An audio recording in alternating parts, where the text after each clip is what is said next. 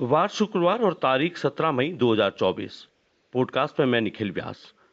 खास बातचीत करने के लिए आज हमारे साथ सिरोही के पूर्व विधायक संयम लोढ़ा हैं। बात करेंगे जालोर के ओडवाड़ा प्रकरण की। संयम जी, बहुत बहुत स्वागत आपका हमारे पॉडकास्ट में। धन्यवाद निखिल जी। जी, संयम जी, कहते हैं कि ओरण जो है वो आज भी है, लेकिन कहीं अतिक्रमण की जद में तो कहीं उजड़े इतिहास की मानिंद। ये ओरण में बसावट और अब उजड़ने का जो मामला है ओडवाड़ा में, इसमें आप हमें थोड़ी सी संक्षिप्त बताएं कि किस तरह से ये पूरा मामला हुआ और किस तरह से ओरण में बसावट हो गई। देखिए, ये सब पुश्तैनी तौर पर बसे हुए लोग हैं जी। जिनके 70-70, 80-80, 100-100 साल हो गए, परिवार वहीं पर रह रहे हैं। जी। तो ये तो राज्य सरकार की और खास तौर पर राज्य सरकार के अधिवक्ताओं की बहुत बड़ी नाकामी है जी। कि आप कोर्ट में सही तथ्य प्रस्तुत करने में विफल रहे, जी। कोर्ट को ये समझाने में विफल रहे कि ये पुश्तैनी तौर पर आबाद लोग हैं जी। और इस रूप में आबाद बस्ती को तो कैसे बेदखल किया जा सकता है। लेकिन और ओरण में वैसे भी बसावट भी कानूनन सुनिए, गलत है। बात बात सुनिए। जी। मैं आपको 50 ऐसे एग्जाम्पल बता दूंगा जी। कि जब ओरण भूमि का राज्य सरकार ने अलग अलग उपयोग के लिए, धर्मशाला के लिए, छात्रावास के लिए और कामों के लिए आवंटन किया है। जी। ये तो बाद में 2005 के बाद में जब सुप्रीम कोर्ट सख्त हुआ तो अब ये सब चीजें शुरू हुई। पर जी। कोई भी चीज सुप्रीम कोर्ट का फैसला भी है तो अब उसमें आपको तथ्य सही ढंग से रखने चाहिए। ये कैसे हुआ कि 20 परिवार जो लोग गए उस फैसले के खिलाफ, उनको तो स्टे मिल गया। जी। तो कोई तो ग्राउंड होगा जब स्टे मिला, इंटरिम स्टे मिला। जी। तो ये पूरी तरह से एडमिनिस्ट्रेटिव फेलियर का नतीजा है। आपने लीपापोती किए, सही तथ्य आपने कोर्ट के सामने रखे नहीं है। जी। और अब भी ये जो कल भी जो करने का प्रयास किया है, ये भी मतलब सबको धोखा देने की कोशिश है। प्रशासन तो पूरे लवाजमे के साथ और पूरी तैयारी नहीं, से ही भले पहुंचा था। लवाजमे के साथ गए हैं, पर जी।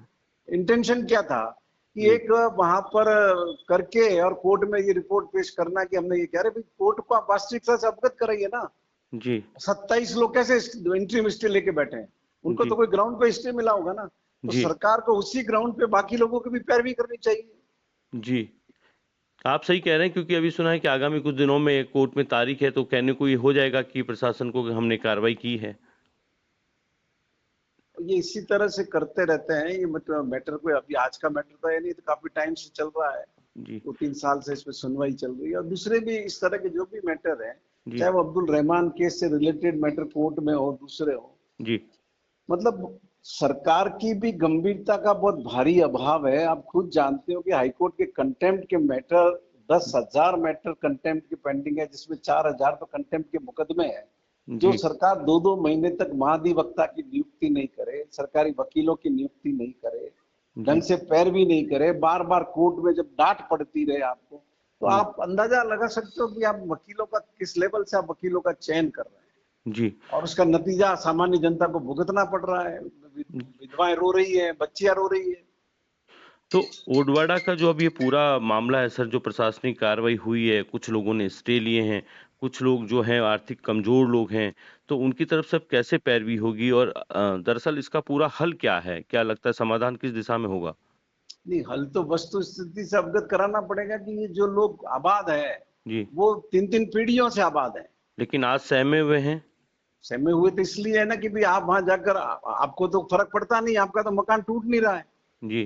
प्रशासन तो इससे चलता है, रिकॉर्ड पर ये जमीन ये है, तो जी। इतनी बात रखता है। ये तो जाकर के तथ्य रखता नहीं है कि जी। हमने इतने सालों पहले इनको बिजली के कनेक्शन दिए हैं, पानी के कनेक्शन दिए हैं, जी। सरकारी योजनाओं का लाभ दिया है। जी। ये लेकिन आपने अब ये सब भी सही पाया होगा, जब भी लाभ दिया है ना आपने। लेकिन कल कहते हैं कि कुछ बिजली कनेक्शन काट दिए गए, तो गर्मी के दौरान और बिजली वो कनेक्शन। बिजली कनेक्शन काटने वगैरह की कार्रवाई, ये प्रशासन नाटक करता है जी। हाई कोर्ट को गुमराह करने का, जी। कि हमने ये कर दिया, हमने ये वो कर दिया।